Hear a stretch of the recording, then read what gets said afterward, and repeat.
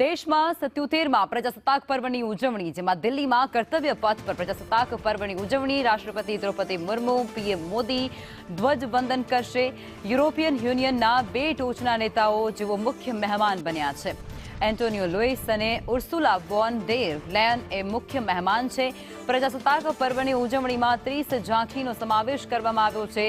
પ્રજાસત્તાક દિવસના રોજ ગુજરાત પણ પોતાનું આકર્ષક ઝાંખી જે કર્તવ્ય પથ પર રજૂ કરવાનો છે.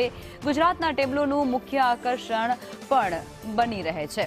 ત્યારે ગુજરાતની ઝાંખીની થીમ આ વખતે વંદે માતરમની છે. 17 રાજ્યો અને 13 મંત્રાલયોનું પ્રદર્શન કરી રહ્યું છે. આ સાથે જ ઝાંખીઓમાં દેશભક્તિનો અનોખો રંગ પણ દેખાશે. ગણતંત્ર દિવસની પરેડમાં ગુજરાતની પણ વિશેષ જે ઝાંખી છે તે આકર્ષણનું કેન્દ્ર જમાવતી હોય છે. સૈન્ય વિભાગની ઝાંખીમાં S-400 પ્રદર્શિત થશે. ઓપરેશન સિંદૂર વખતે S-400નો ઉપયોગ થયો હતો અને જેણે 5 પાકિસ્તાની લડાયક વિમાનોને નષ્ટ કરી નાખ્યા હતા. ઓપરેશન સિંદૂરની ઝલક પ્રદર્શિત કરાવવામાં આવશે. વાયુસેનાના ફાઇટર જેટ શાનદાર ફ્લાય પાસ્ટ પણ કરશે.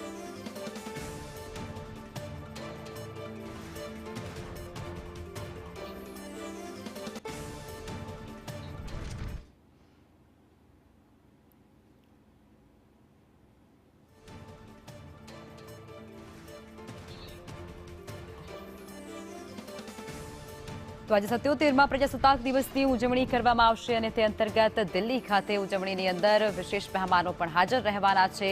અને આ જે પ્રજાસત્તાક પર્વની અંદર કુલ 30 જેટલી ઝાંખીઓ જે આકર્ષણનું કેન્દ્ર જમાવવાની છે, જેમાં ગુજરાતની ઝાંખીની થીમ વંદે માતરમ છે.